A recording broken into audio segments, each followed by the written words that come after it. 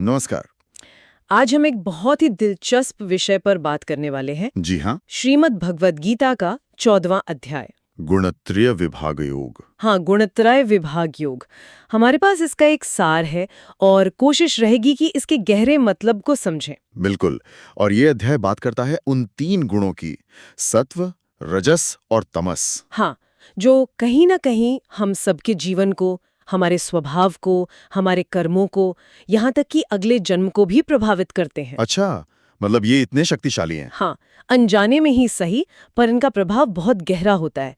समझना बड़ा रोचक है कि ये काम कैसे करते हैं। हाँ, और जैसा कि इस स्रोत में है, भगवान कृष्ण अर्जुन को यही समझा रहे हैं ना, जी, कि आत्मा तो इन गुणों से परे हैं, लेकिन जब तक ज्ञान नहीं होता, वो फंसी रहती है इनमें। बिल्कुल।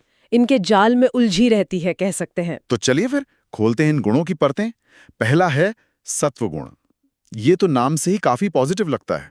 पवित्रता, ज्ञान, शांति। है तो पॉजिटिव, इसमें कोई शक नहीं। हम्म। ये प्रकाश देता है, ज्ञान की ओर ले जाता है, शांति देता है, आपको अच्छा महसूस कराता है। हम्म। लेकिन यहीं एक पेच है।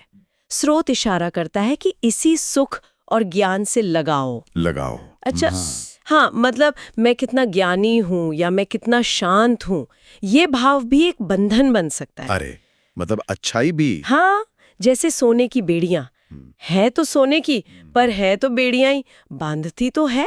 वाह, ये तो सोचने वाली बात है। अच्छाई से भी अटैचमेंट नहीं होना चाहिए। बिल्कुल। अच्छा, तो फिर दूसरा गुण, रजस। स्रोत कहता है इच्छा, क्रिया, अशांति। ये क्या करता है? रजस गुण वो हमें दौड़ाता है, एक्टिव रखता है। दौड़ाता है, मतलब इच्छाएं जगाता है, कुछ पाने की, कुछ बनने की। इसी से हम कर्म में लगते हैं, एक्शन मोड में रहते हैं। हाँ हाँ। पर इसमें अशांति क्यों है? क्योंकि ये कर्म के फल से भी जोड़ देता है।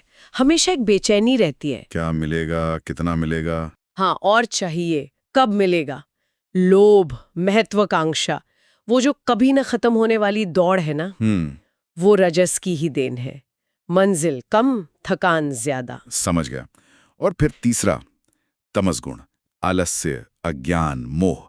ये तो सीधा लगता है कि नकारात्मक है। हाँ, तमस गुण तो नीचे खींचता है, एकदम जड़ता लाता है। जड़ता। हाँ, मतलब सोचने समझने की शक्ति पर पर्दा डाल देता है, मोह पैदा करता है, व्यक्ति को एकदम निष्क्रिय बना देता है। जैसे सुबह उठने का मन नहीं करता। हाँ, बिल्कुल।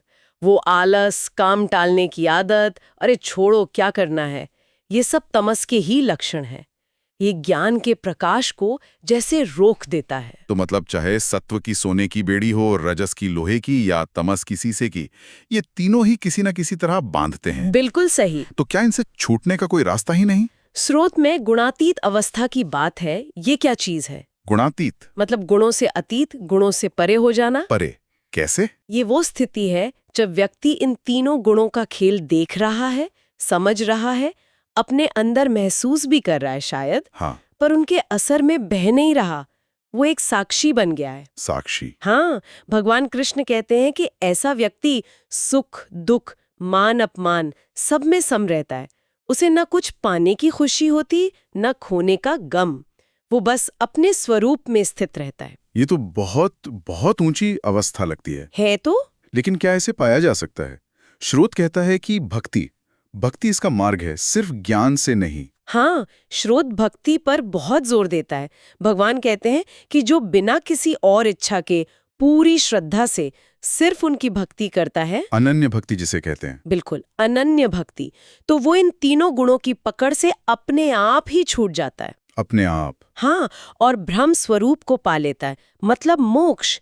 भक्ति एक तरह से चेतना को गुणों से हटाकर परमात्मा में लगाने का तरीका है। फिर गुणों का असर कम हो जाता है। अच्छा, तो इसे अपनी रोज की जिंदगी में कैसे लाएं? कुछ प्रैक्टिकल तरीका? पहला कदम तो है जागरूकता। देखना कि अभी मुझ पर कौन सा गुण ज्यादा हावी है।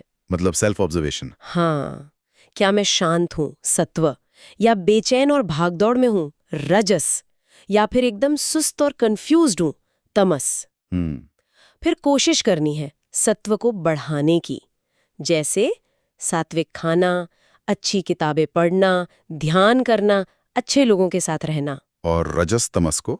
उन्हें पहचान कर कंट्रोल करना, संतुलित करना। ये रोज का अभ्यास है, एकदम से नहीं होता। सही बात है। तो कुल मिलाकर ये अध्याय हमें ये याद दिलाता है कि हम सिर्फ ये शरीर, मन या इन गुणों का मिश्रण नहीं हैं। बिल्कुल, हम इनसे परे वो शुद्ध आत्मा है। और जीवन का लक्ष्य है इन गुणों के बंधन से ऊपर उठना, भक्ति के सहारे, और उस परम शांति, मोक्ष को पाना। हाँ, ये अपनी अंदर की शक्तियों को समझकर उन्हें सही दिशा देने का विज्ञान है, कह सकते हैं। बिल्कुल। तो चलिए आज की बातचीत को यहीं विराम देते हैं, पर एक सवाल छोड़ जाते हैं सोचने के लिए। जरूर। क्या हम अपने रोजमर्रा के फैसलों में, अपने मूड स्विंग्स में इन 3 गुणों सत्व, रजस, तमस के असर को पहचान पाते हैं? अच्छा सवाल है। और क्या वाकई, जैसा गीता कहती है, इनके असर से पूरी तरह मुक्त होना संभव है?